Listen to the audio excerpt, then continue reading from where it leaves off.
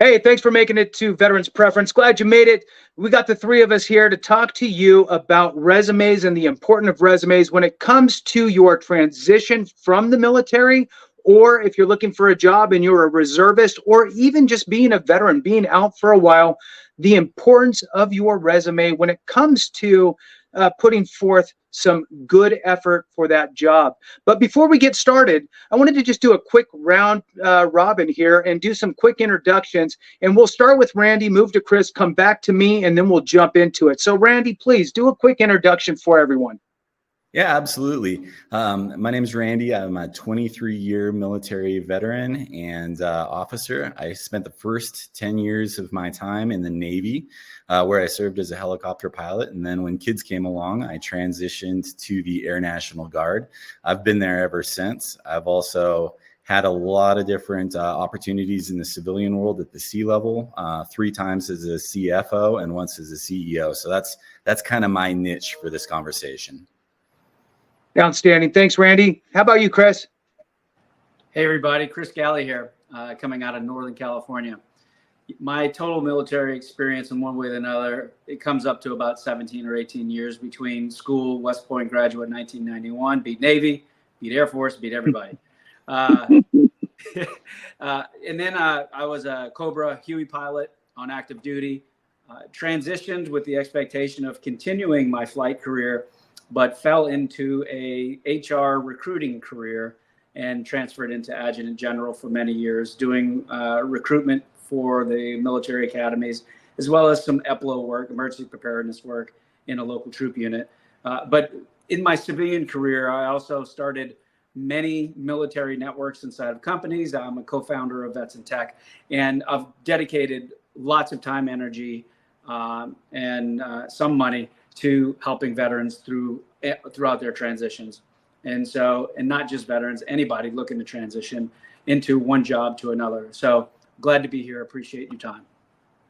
That's outstanding. And I am Jason, Marine Corps veteran, also served in the Army National Guard. Not a pilot. I was mortar, so I did mark for pilots, though. We marked targets, so that was good. I've held all kinds of different roles. I've held a couple different director level roles, worked in employment for specific to veterans and spouses and dependents, the employment kind of arena for about a decade, a little more, and also held a couple other positions within I'll call it the veteran sphere. So whether it was homeless or at risk of becoming homeless veterans, running programs for that nonprofit, or being a veteran service officer with a staff serving veterans with their VA claims. So we have a lot of different experiences, the bottom line for you here. And as you can see, we're all veterans and we are all looking to help each other. When it comes to, in my opinion, and I think I speak for all of us, when it comes to the veteran brother and sisterhood, we all view this as many hands make light work. We're here to help each other. Just because we're not in uniform anymore doesn't mean that our, quite frankly, responsibilities to look after each other ends. And that's what's so refreshing, I think, about this group and a lot of us out there. It's just that this has given us the opportunity to reach out to more people. So with that, the topic again today is in resumes and the importance of them. I'm going to kick it off lightly, and then I'm going to pass it over, and we'll kind of go from there on getting some different kind of ideas and juices flowing for you. This is going to be kind of a higher level. We're going to do a deeper dive on creating a successful resume, but the importance, I think, is an important piece to understand. So I'm going to kick it off with this. And look, this format, stick with us, because there may be disagreements, there may be different viewpoints, and that's good, because we need to iron these things out and have that type of dialogue. This is a unscripted format, which is important, and we're all adults and we don't get our feelings hurt, right? So it's all for the benefit of you. So here's my little kind of 2 cents on the importance of a resume, and I'm going to throw it out there like this. In today's world, right, we are no longer in, the 1980s where you see the help wanted sign and you walk in with your resume. Everything is pretty much done online. you're putting your information into an applicant tracking system that can basically ascertain your qualifications from the resume or your typed version of a resume in that system. What you have to understand is that recruiter who's opened up this job requisition has maybe 300 applicants for that one position. And guess what? They don't have just one position that they're recruiting for. They might have 15 or 20 positions that they're recruiting for. And if there's 300 people in each one of those, guess what? They are slammed. They have hiring managers coming to them saying, where's my applicants? I need to start interviewing. And so those recruiters have a lot of pressure. And that's what you have to understand. You have to look at it from the big picture so you understand what you need to do. And that becomes really, really working on your resume and making sure that it is detailed correctly. What happens in today's world, I believe, and I'm going to pass it to Chris after this so he can give us some more insight because this is really his wheelhouse. If the applicant tracking system has the features, these recruiters are going to flip a switch that runs an algorithm cross-referencing all the information in the resumes. Then it sorts and stacks them from worst to best or best to worst, whatever. And that recruiter is not going to go through all of them. They're going to go through the top maybe 30. Okay. And they're going to find the best cream of the crop out of those 30 and start the interviews from that. So if you're number 31, guess what? You didn't get looked at. So how can we as a veteran community make sure that we circumvent some of that potential miss, right? We need to make sure we're getting into the look bucket. Now, I want to pass it to Chris to kind of get his insight because he has worked for some of the biggest companies in California and quite frankly, some of the most influential companies in the world. So Chris, please shine a little light on the importance of a resume and kind of how that whole process works.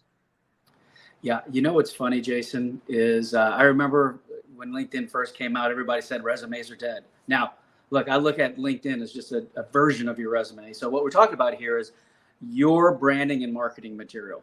You have a few different ways to make sure that you get seen. And more, you're not having the opportunity to actually shake a hand, look somebody in the eye. There's still some job fairs out there. There's still informational interviews that could happen if you network well. There's lots to talk about in this space, but you need to make sure that the resume, which is still the primary thing that most people look at in whatever version people looking at it, whether it's in a technology-based system, an applicant tracking system, whether it's on LinkedIn, it's the information that you're saying is what value you uniquely add to the company. Now, it's a little bit easier to make those statements if you're already in the industry, if you're already doing this job or a similar job, if you've already worked at companies that other companies have interest in pulling talent from, because those companies are recognized as having really good talent, right? But everybody's going to look at your resume, and that resume, when done properly, is the foundation for multiple versions that you're going to have SKUs that are going to be for specific job applications or specific companies that you're going after. And then you're going to have the LinkedIn SKU. And all of those need to tie in together, even though some of those are going to be different because you're going to be presenting your information based upon the things that are of interest to that particular company, which is reflected in a job description. Or if that company doesn't have a job and you happen to have a way in, you got introduced, then you're going to go look at those folks, the backgrounds of those folks, and see what they do. The whole goal is state your value, speak in their language. State your value, speak in their language. If you're not speaking in their language, it's hard for your value to get across. Now, we all know that there's a lot of hard skills and soft skills involved in getting work done. And we bring a lot of the soft skills. If you haven't coded software before, and you're not in school coding software or in a boot camp to learn how to code software, you have to be a little bit self-aware. You're not going to get seen for a job coding software if you don't have the skills or credentials. But there are skills or credentials, and more the world is evolving around the aggregation of skills and experiences as being things that we make hiring decisions on versus doing the exact same thing that, is listed in that job description. But this is an evolving practice. It is on you to make sure that you can get both the recruiter and the hiring manager engaged, at least in wanting to learn a little bit more about how somebody who is transitioning from the military has skills and experiences that transition into the civilian sector. Now, we're going to be talking a lot, and I can go on for hours here, but two key points here. You have to quickly state where you add value to the company, and you have to speak in their language. And then we'll talk more about that. Chris, you bring up a good point, and I got a quick question for you on this. But one thing I want to emphasize here and kind of frame it a little bit differently of what you said. People tend to be really excited and happy about certain accomplishments they have, and they want to put them on their resume, whether it's applicable to the job or not. And so what happens is we need to really self-reflect for a minute and go, does this add value to this specific job in this company? If it doesn't, set it aside, take your pride out of it. I know you were super excited and happy about that accomplishment, but set it over here for a minute if you don't have room for it, right? If you have room for it, sure, put it in. But if you don't have room on your resume, let's move it aside and just have that in your back pocket for maybe an interview conversation, right? But I think that's the key. The key, why do we have these resumes, is to get to the next stage. Yeah. To trigger interest for those folks to want to know more about you. It is very common for people who are not doing exactly what the job is asking for to put all the different things that they have ever done to try to entice you into wanting to know more. And that actually doesn't, because I can validate what Jason said. I've been in internal recruiting teams for a large part of my career. I've led many large ones. I led recruitment at Intuit. I don't have time to look at every single thing. So you got a small window of time, and you got to make your value proposition clear. And that doesn't always mean that you have to state that what they're asking for, you have exact experience in a competitive company. No, what we're looking for is we're looking for well-rounded people that we could tell right away have curiosity and interest, that have the skills, and skills can be translated in lots of different ways to pique my interest. At the same time, I've had 80 something recs on my plate, and about 65 screaming managers saying that I wasn't serving them properly. And so not everybody's situation when they're recruiting is the same. And so this is where if you understand that the recruiter can be your best friend and on your side, and you play the long game, because it may not just be for this opening today. It is, right. I want to be at your company. I could add value to your company. Here's why. Here's some extra training that I took since I've got out of the military. I just wanted to let you know about it. So this is a long game, but if you can't present yourself well in person or in a resume or in a LinkedIn profile, you're shooting yourself in the foot, because everybody's too busy. Right. Yeah, good call. This conversation kind of jogs memory lane here a little bit. So I'm going to take you guys back in time about 15 months or so to the last time the three of us were together in the same room. And without going into too many specifics, myself, Jason, and Chris, we were all invited to a networking event in the Bay Area to speak to some tech executives that gather sort of informally every few months and talk about various topics. This particular month, the topic was veterans hiring. And so we spent several hours with these folks, very influential, very intelligent people. And I had a couple of takeaways that I think kind of plug into this conversation. The first is they're hungry for military talent, but they don't understand it. Organizations that operate in that space can benefit greatly from military folks, but like a lot of different sectors of the civilian world, they just don't understand the skills that we bring. So that was kind of my first takeaway, is the veteran needs to be able to showcase their transferable skills.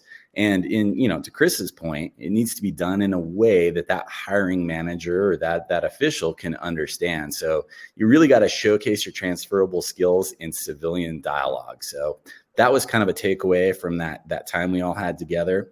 The second piece is you got to make a great first impression. Your resume is going to unlock that door just a little bit if you do it correctly via electronically, even in paper, through their ATS, whatever it may be. But that first impression needs to be strong. So you need to get rid of some of that lingo that we talk in, all the different acronyms and jargon that we use as a military community, and you need to be able to speak in that individual's language, that civilian employer's language. So I remember when the three of us were together, those were big points that came up. These were some very influential executives, and they were saying, we just don't understand the talent and what you guys bring to the table. Help us translate. So that was kind of my takeaway, and that was my aside. I just wanted to do a little trip down memory lane for you guys. Nice. And that brings up a question that we'll kick back to Chris then. Chris, when we think of, I guess I'm gonna kind of fold this into two kind of questions into this.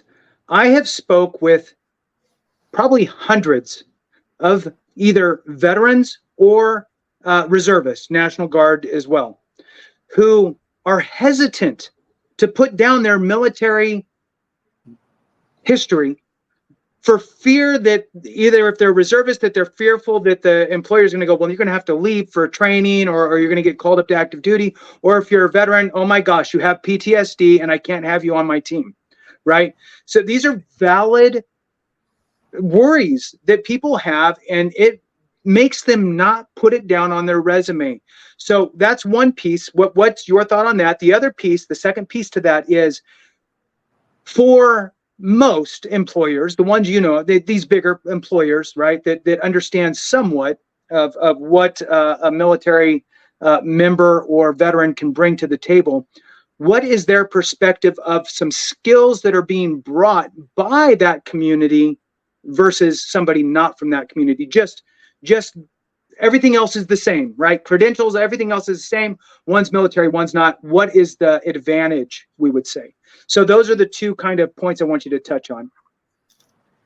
Let me start with that second point. There's lots of documentation about the advantages of hiring a veteran, and they go beyond just how great veterans are and the service to the country. There can be some financial incentives. They've had historical financial incentives in terms of rebates, and so it's important to be aware of that, because not everybody is. And again, it's just another feather in the cap.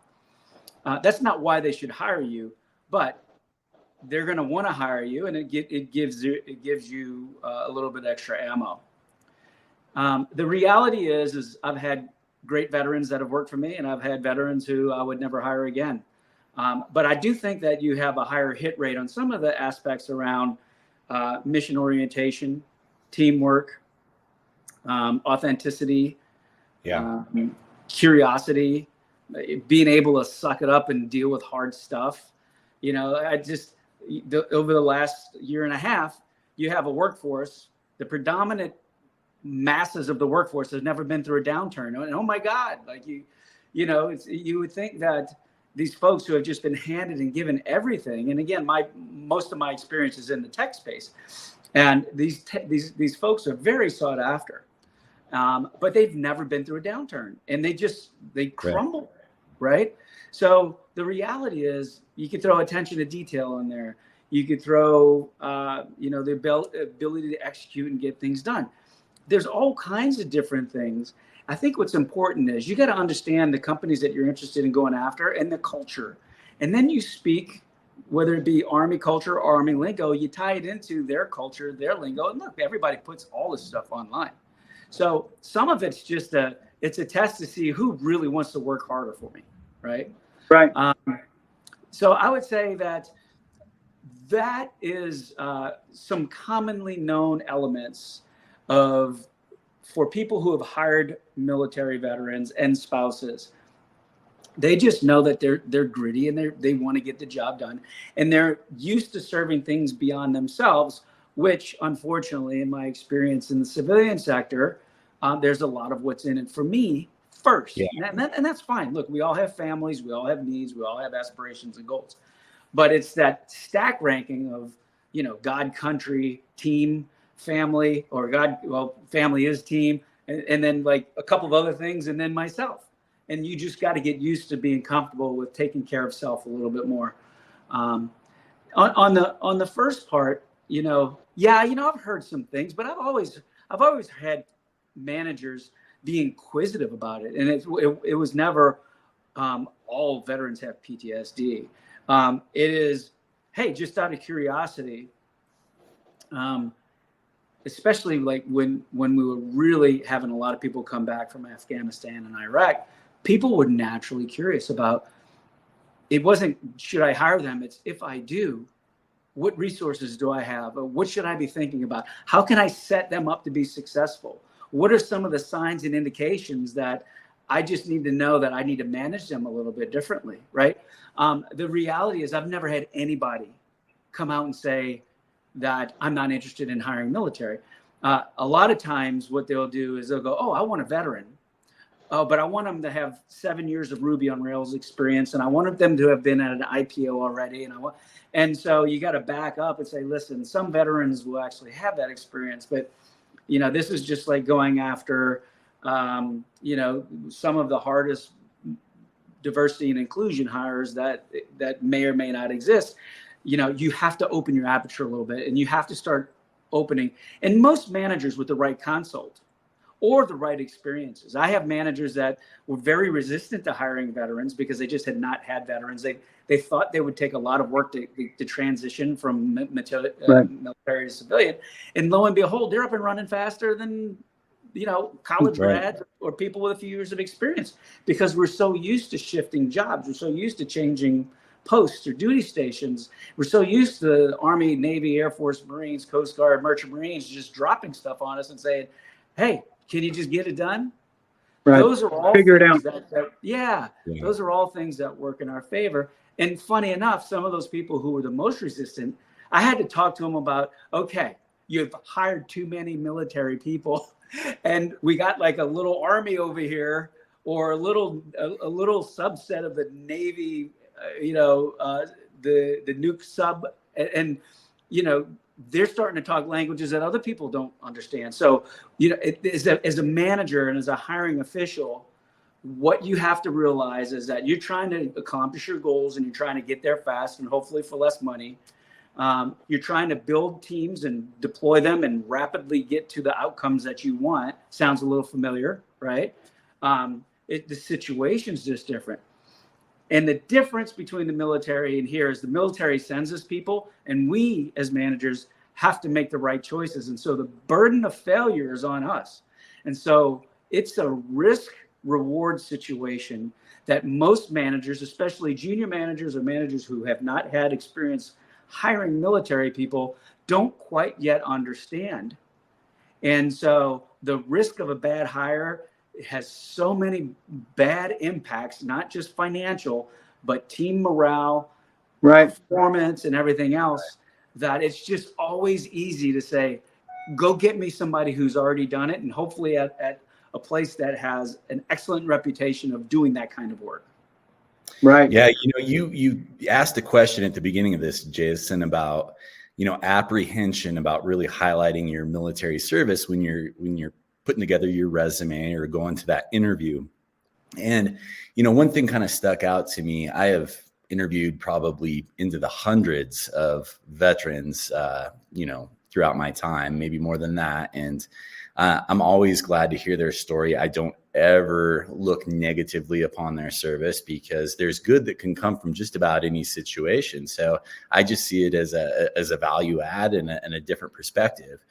But if you do have that apprehension, what I would say is, if you feel like this company might look down on you negatively or take a couple of points away from you because you're a veteran and you have these experiences, you might want to reconsider working for that company altogether. Because I just don't think that's a fair or reasonable way to prejudge somebody based off of their service. So that's my 2 cents on that. And you know, Randy, the thing that, with that being said, and I'm going to leave the organization unnamed, it was for dispatch, so dispatching whatever, right?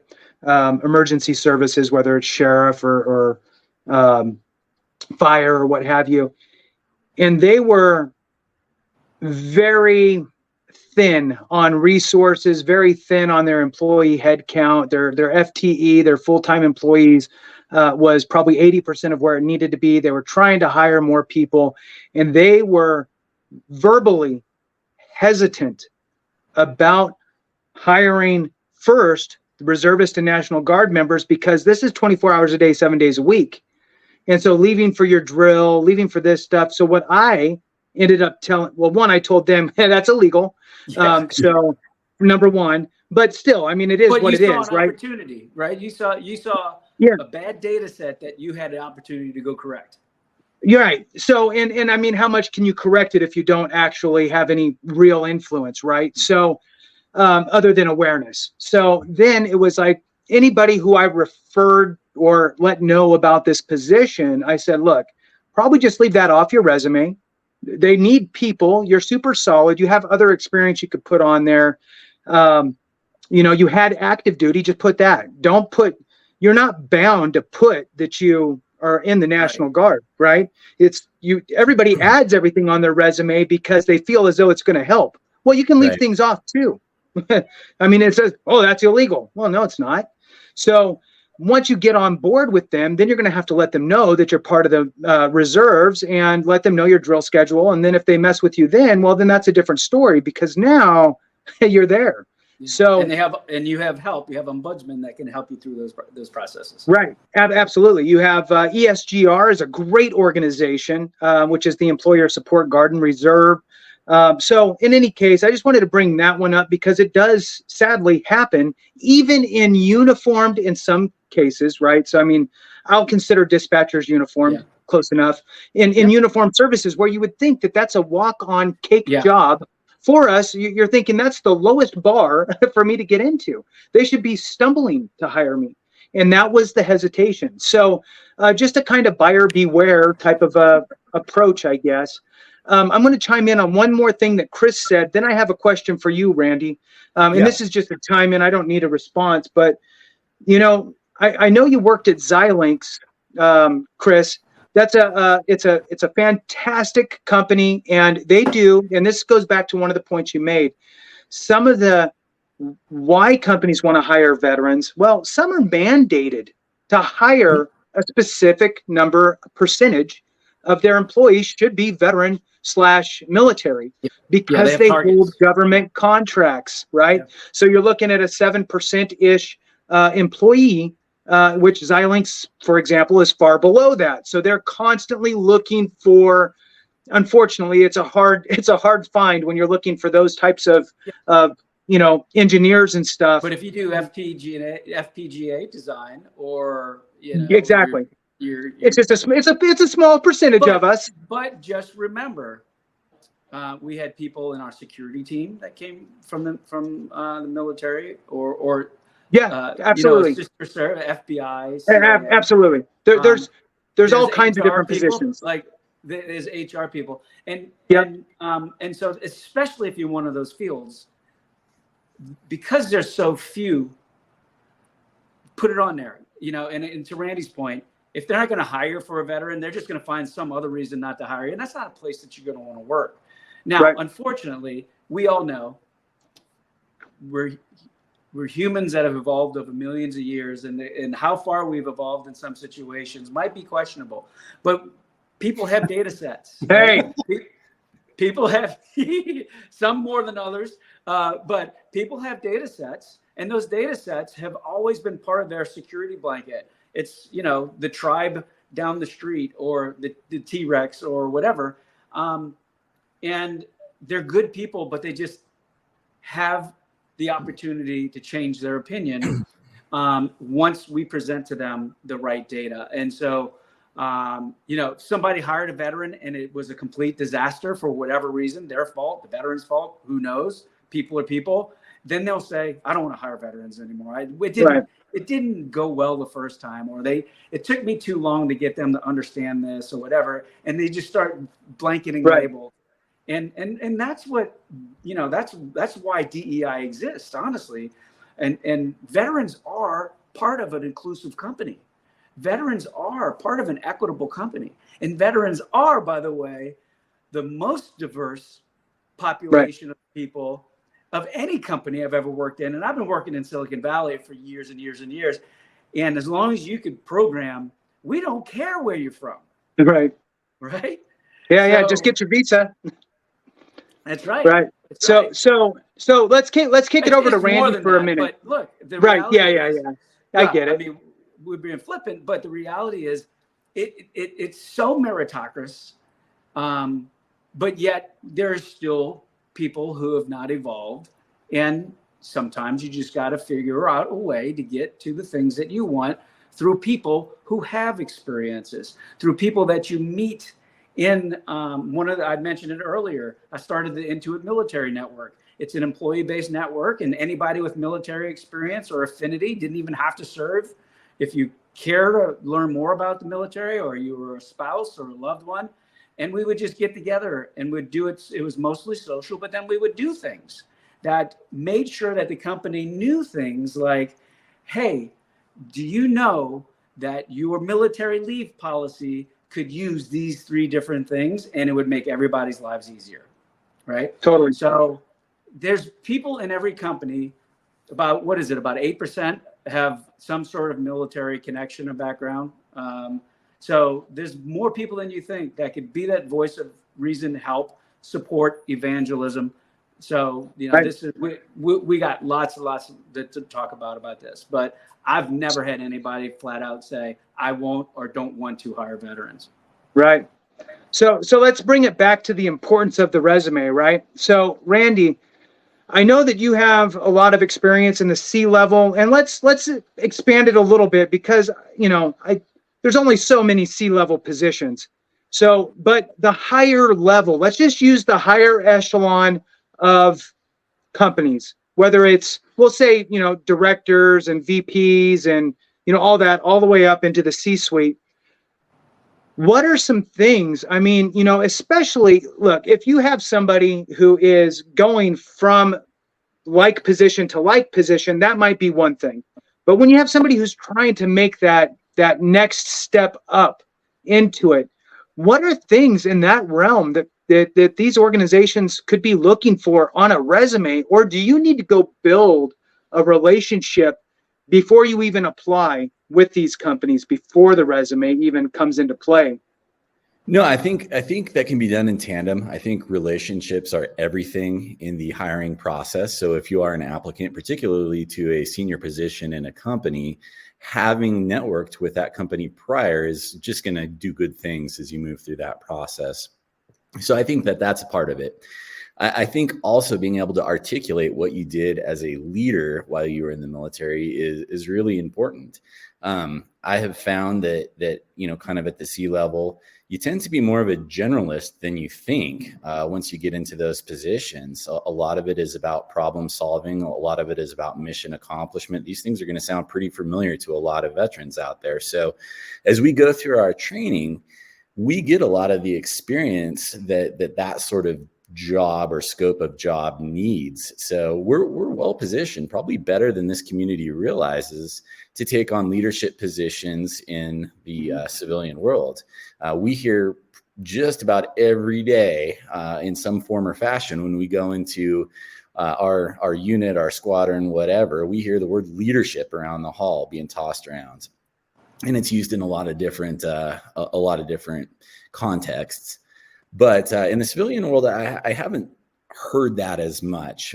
People don't train to be leaders in the civilian world as much as they train to be good employees and in their particular area of expertise. So that would kind of be my answer to that. But there's another way you can turn this around and look at, as these sort of VPs and hiring managers and C-suite folks are looking at a resume, and maybe you don't have some of that experience, what good can you bring forward from your time in? And I want to take a minute really quick here to talk about military spouses, because that is a very important, very underserved part of our community. So you take the example of Sergeant Snuffy. He PCSs 7, 8, 9 times over the course of a 20-year career. He might be deployed a few times, maybe more than a few times, and the spouse stays behind and is taking care of the kids, holding down the house, working at a job that may only last a couple of years while they're in that geographic area tied to that base. And so what you tend to see with military spouses is underemployment, especially when everybody goes to the civilian world. What I've learned through my experience is to look at that as a strength. These are people, these military spouses are very, very resourceful. They know how to get jobs done. They know how to do it on their own. We as a community have a tendency to use the we word, the team word a whole lot, right, guys? But spouses a lot of times don't have that luxury. Sure, there's folks they know through base, but they just moved into a community in a lot of cases, and they have to use the I word. I have to get the kids to school. I have to figure out the family budget. I have to figure out, 3 or 4 different schedules with soccer and basketball and how to get everybody. I have to figure out how to maneuver through this big governmental system to get what I need for my family and me.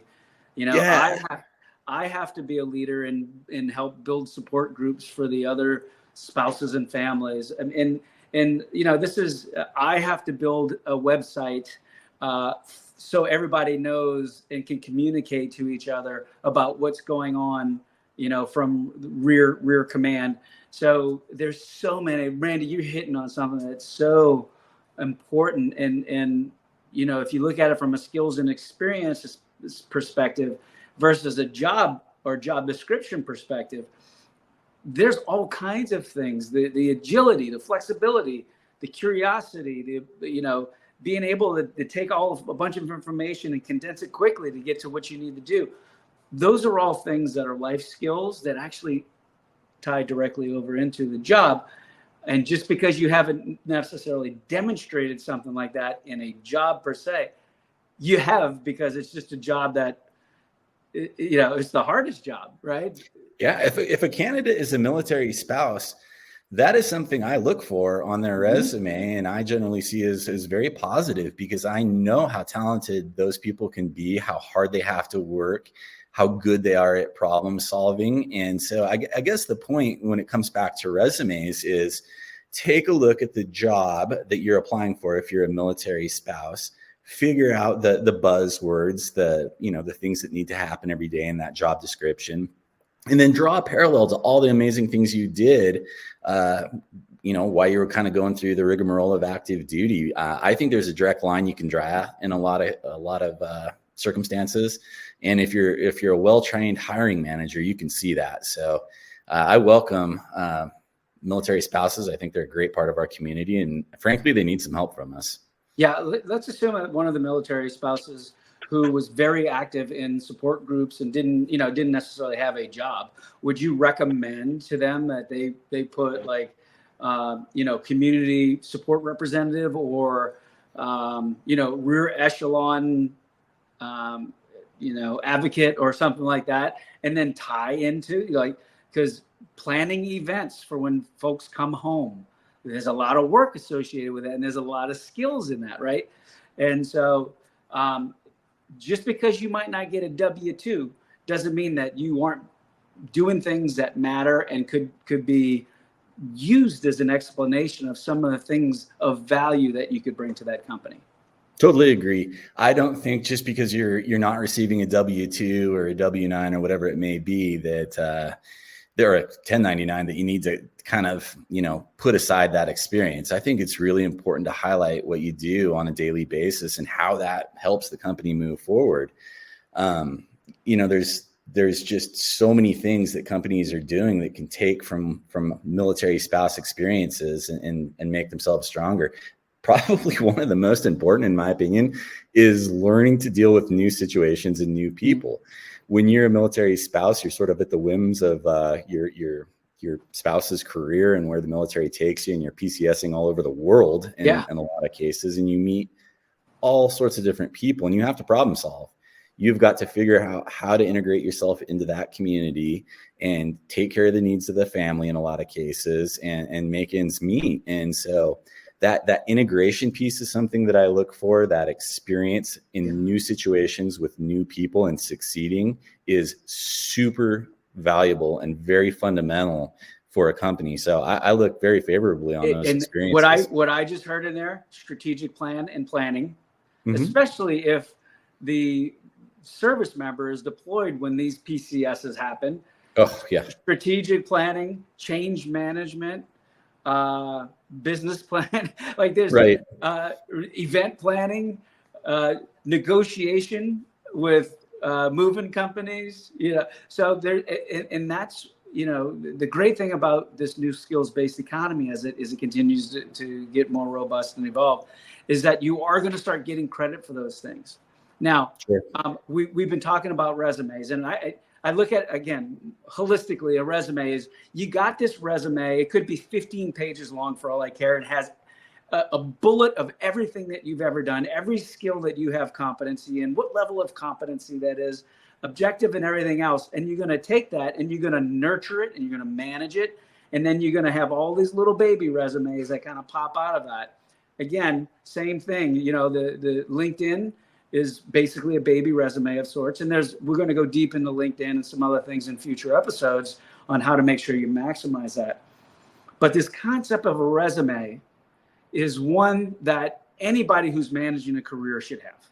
And it's just part of, you should be teaching your kids while they're in high school. My high school kids have all had resumes, and we, once every 6 months, we sit down, we talk about things that they've done in school or sports or leadership or whatever, and start building that and tying that in, just so they can start thinking about how they're presenting their value.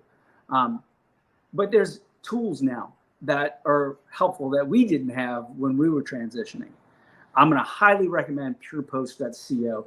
And with purepost.co, it'll help you build your resume. It will use AI to do it, but it also will take military terms and convert them into civilian resume terms. And they have actually several products for the employers, products for the candidates, etc. There are job interview AI tools. There are anything that you could imagine in terms of, man, I just wish that there was an AI tool for this or an AI bot for that. Now, AI, it's still early, and there's good AI and there's bad AI. You'll be able to figure that out. It still takes human common sense, decision making on, if I have 2 seconds for this recruiter to see my resume, what am I going to put in this one specific occasion for this one job inside of this one company? If I have somebody who referred me to speak to a recruiter or a hiring manager, what is my elevator pitch based off of my resume? Where do I add value? Speaking in their terms, what do I want them to know about me? You got 3 seconds, go. Again, we're going to be talking about this and more in future episodes. But the importance of the resume is it forces you to think. It's like writing your own obituary, or it's like writing. Hopefully not. Yes, no, not anytime soon. But it's things that cause you to reflect. Writing an advertisement. If you were to write an advertisement that you were going to put in a newspaper on why somebody should hire you, what does that look like, right? Right. And so these are things that are going to help as foundational pillars for all the things that we're going to be talking about in many, many episodes to come. So here's my take on this. To loop it back to the importance of the resume, I feel as though the resume, and you kind of alluded to it earlier, is the tool to get you in front of the hiring managers to have the conversation, right? The interview. That's the conversation piece. That's where you're going to sell yourself. And quite frankly, it's that they peruse through your resume. They're more interested in asking you detailed questions than what your resume even says. And the reason why is because they already assume that the recruiter already vetted that you meet the minimum qualifications. So your sole purpose with your resume is really to help get you past that first barrier. You are more likely to not be seen by a human. Your resume is more likely to not be seen by a human up front than it is likely to, right? It's more likely not to, which means that you must get it right the first time, unless you know somebody who is sitting your resume down on somebody's desk, right? So barring that, I know nobody at this company, and I need to make my resume pop and meet the requirements, especially if they're using any sort of ATS, applicant tracking system, that allows the capabilities to run the algorithm and, look for keywords and all that good stuff. My suggestion is make it as easy as possible for them to find you. And how I have always done it myself is I look at it as an open book test. The job requisition is the book. It's all there. They're not hiding anything from you. They're telling you exactly what they're looking for that specific job opportunity. Your answer sheet is your resume. The test is incorporating, right? Bring as much of it as you can over. Now, look, a lot of times they already have it all bullet pointed out. Like, these are the things we're looking for. 15 bullet points. This is a day in the life of 1, 2, 3, 4, 5 through 12, right? Take all of those and change as few words as possible to meet you and your experience, right? If you need to change 2 words on one bullet, change 2 words. If you don't need to change any words on a bullet, leave it like it is. Right. And put that in there, because when the algorithm is looking, it is looking at those words and it's going to pull it over. Now, ideally, what's going to happen is that's going to pop you into that first kind of cut of viewings from the recruiter, who will then see that you, as a military veteran or reservist or National Guard member or spouse, meet the minimum criteria. Your resume is palatable. You have to think like you're a chef. Okay. What would you do if you went to a restaurant where you're spending $100 a plate and they bring it out and it's all mushed over on one side of the plate? You'd go, this is crap, right? Fill it out. Have a nice margin going around. Don't let it be 1 1/4 pages, one and, a little more than a half. It's either 1 page or 2 for a civilian job. Fill it out, right? Government jobs, USA jobs stuff, that's going to be different. That they'll want you to do, 7 or 8 pages. They want that master resume, like Chris was talking about, having that big, you got a page and a half for each one of your jobs, and that's okay. And that's okay.